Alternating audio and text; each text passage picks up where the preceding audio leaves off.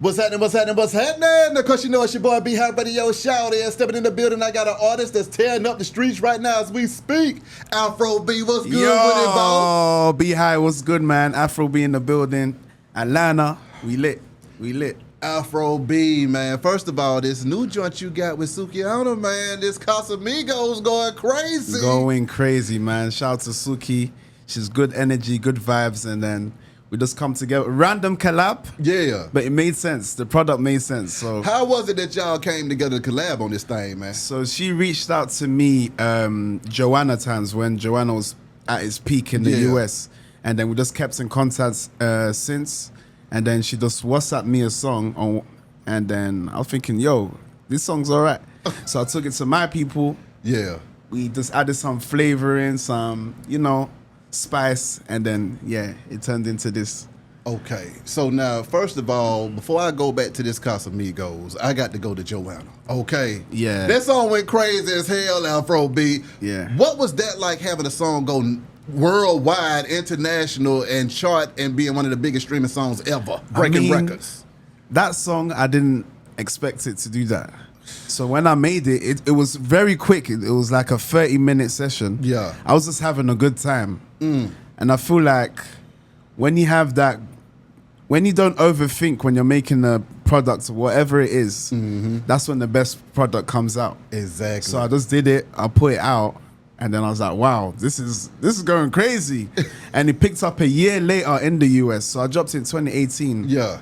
But in 2019 is when it took off here. Oh my God. Yeah. So I was like, wow. And then this went up from there. Being in London with it though, man, what is that whole music scene like out there? And what is it like trying to break out of there? London is a lot smaller than obviously the US. Yeah. So it can be harder for artists to break through. And especially if you're not following what's trending.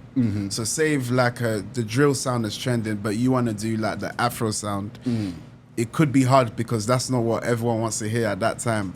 But then it's either you stick to your guns or you just follow the crowd. Come on. When you follow the crowd and then that sound eventually dies out, you're just going to look like you're just following whatever's popping. Come on, man. Yeah. I mean, how do you feel about the Afro sound right now? Because the word is that that's going to be the biggest genre in the next 10, 20 years in this thing, man. Talk to me. I predicted it from the start. Oh, my God. It's just going to keep growing. Okay. And this is hella Africans everywhere. Nigerians, to be specific. Exactly. So when a song pops off in their territory, it readies like it's an automatic heating up the streets. And then it eventually spreads to the African Americans, the Caribbeans, to the radio, YouTube, you name it. Yeah.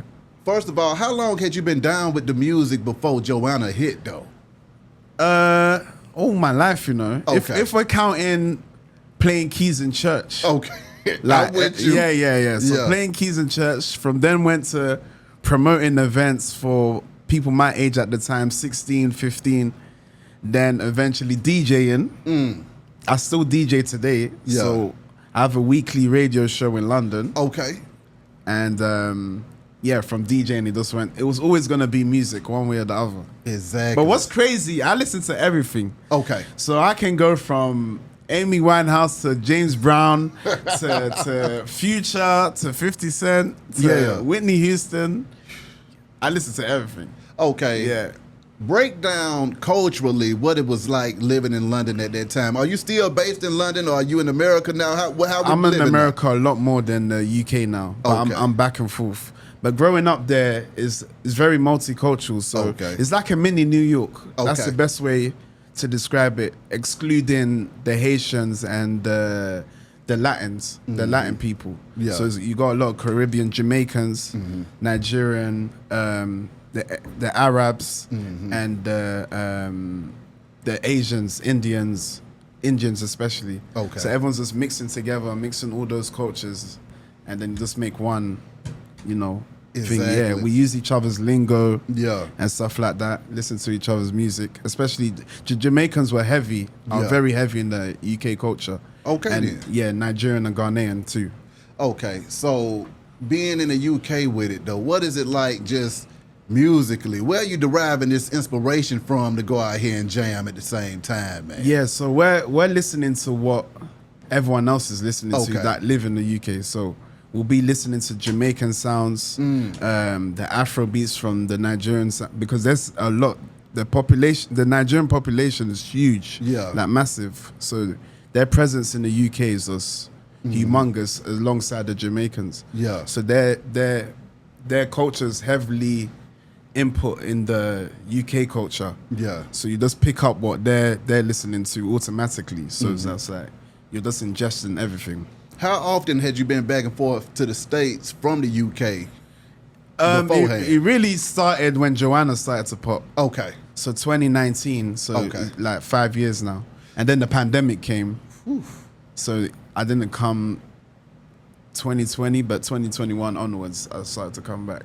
What was it like when you touched down in America, man? Man, it was mind-blowing because prior to that, it was just like TV shows, My Wife and Kids, Fresh Prince of Bel-Air, Spider-Man, you name it. I'm with you. Whatever reality TV show you can think of. So just to come out there and thinking, wow, I'm hearing it like in the flesh now. And they're appreciating the music. They're taking in the UK person, which is quite unusual because, you know, US, they really stick to their own. Yeah. So, yeah, it was amazing experience. New York was my introduction. Okay. Yeah, so seeing, you know, the bridge, Brooklyn Bridge, the views, the Times Square. Yeah. I was like, wow. And the Atlanta is what blew my mind, though. Talk to me. Just seeing so many black people, man. So many black people. As soon as I landed at the airport, just to see only black people at the airport, that's mind blowing. Because in the UK, you're not seeing that.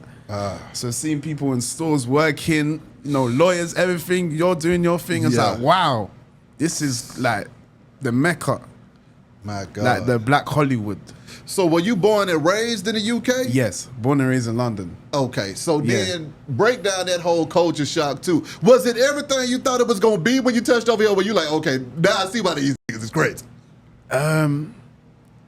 New York, I understood. Atlanta's what shocked me. Okay, because no one prepared me for me seeing black excellence like that. I'll only see that if I go back to Africa. Do you get what I'm saying? So to see it here.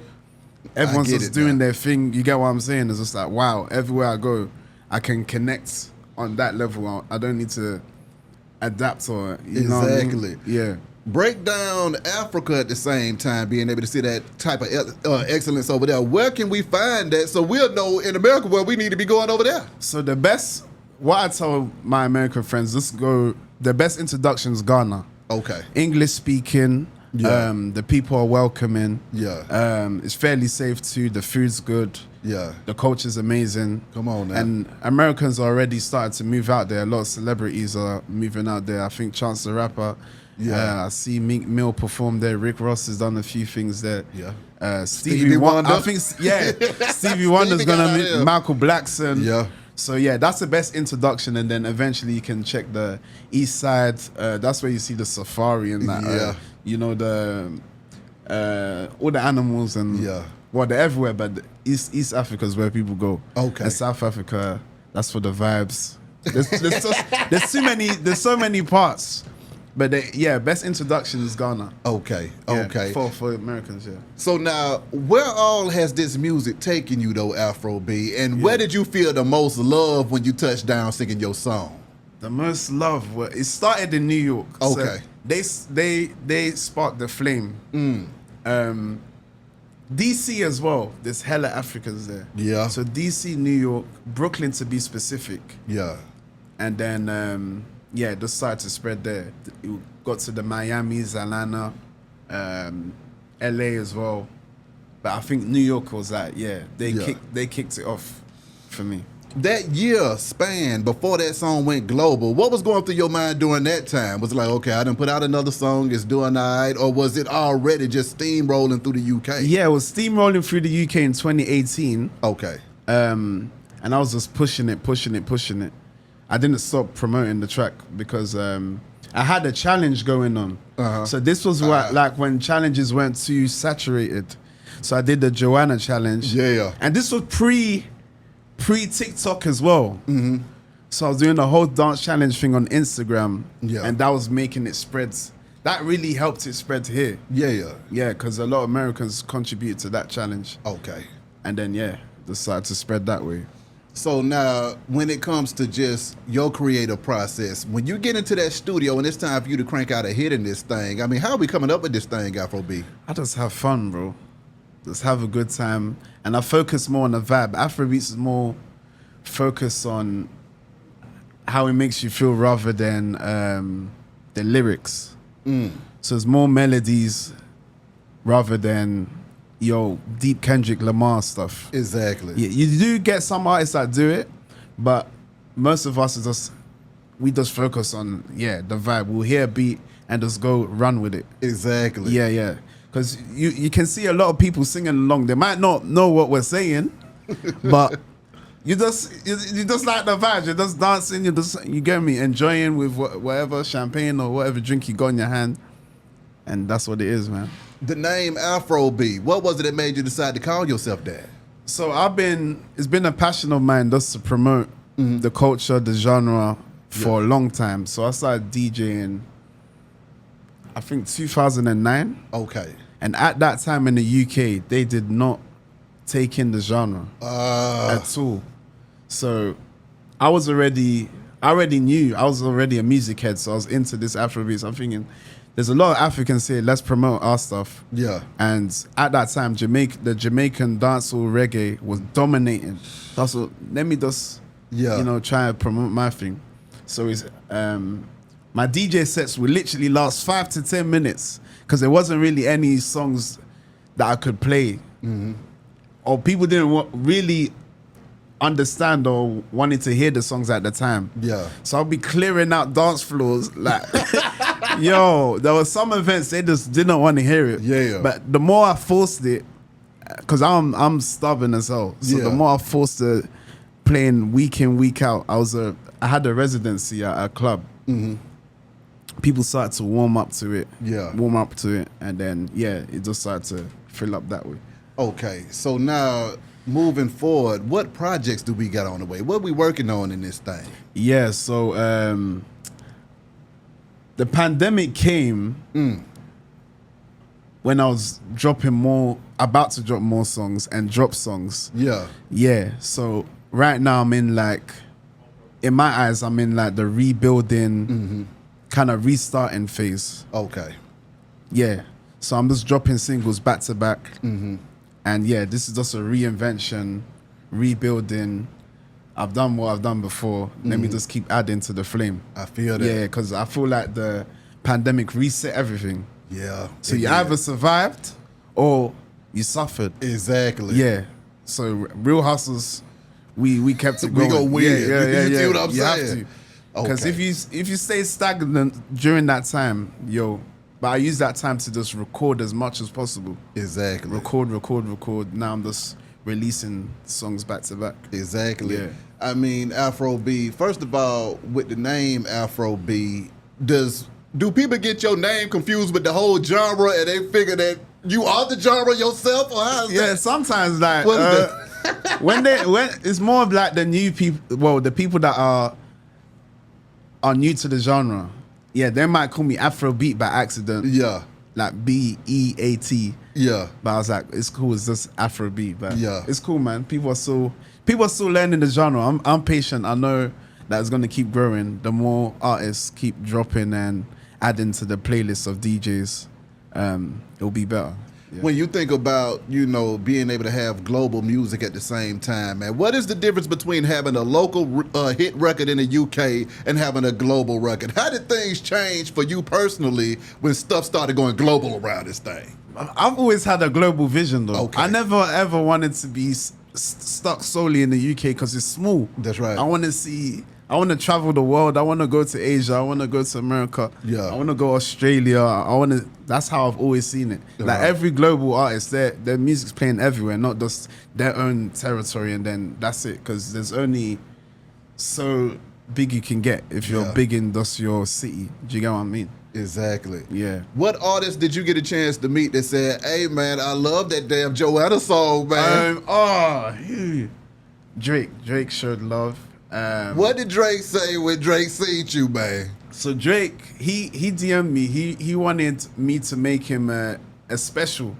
So I think he DJs as well sometimes. So he wanted me to do a shout out on the song. Yeah. So I did it for him and his DJ. And then, oh, that's hard. Yeah, that's hard. Shaquille O'Neal also reached out. He did a remix as well. What? Yeah, he was the first one to remix Johanna. Many people don't know, but he was the first one to reach out. So I was like, oh, wow. Because he hit me up. I was like, oh, Shaquille O'Neal. Like, this is crazy. Come on. And then he asked for my email. And I said, what's going on here? So I sent him my email. Then just sent me the verse. Yeah. I was like, whoa. That's when I realized, yo, it's going to pick up on this side. Exactly. Yeah. Oh, my God. Yeah. So now, for you, Afro B, though, when you seeing this kind of motion going on, how do you maintain your humility when Drake is hitting you up saying, hey, man, I need my special version? Shaq is sending you a DM with a whole verse of this thing. How do you stay humble in here? I just have to thank my parents, to be honest. That's just how I was raised, man. I was just happy with what I had. Just understood my situation, if I was in the situation. And you just have to move that way. I feel like everyone's human at the end of the day, man. Yeah. People are supporting the music to show them love. Don't be too big-chested. It takes 1 second to take a picture with someone. Yeah. And they will cherish that picture as well. So exactly. I don't know. I'm just having a good time, man. Exactly. I ain't mad at that. Lastly, Afro B, what do you want to tell your fans? What do your people need to know? And are there any other? And how can they contact you if they're trying to contact you, man? Yeah. Just Instagram AfroB2_. Twitter AfroB_. Everywhere, man. Just AfroB. Yeah, on all social platforms. I can dig it. Yeah. Afro B. Love, man. Appreciate you coming through this thing, boss. Wish you nothing but the best and much success. Yeah. Be high. Radio, shout it. Afro B. Holla at y'all in a minute, man. We gone. Jeez.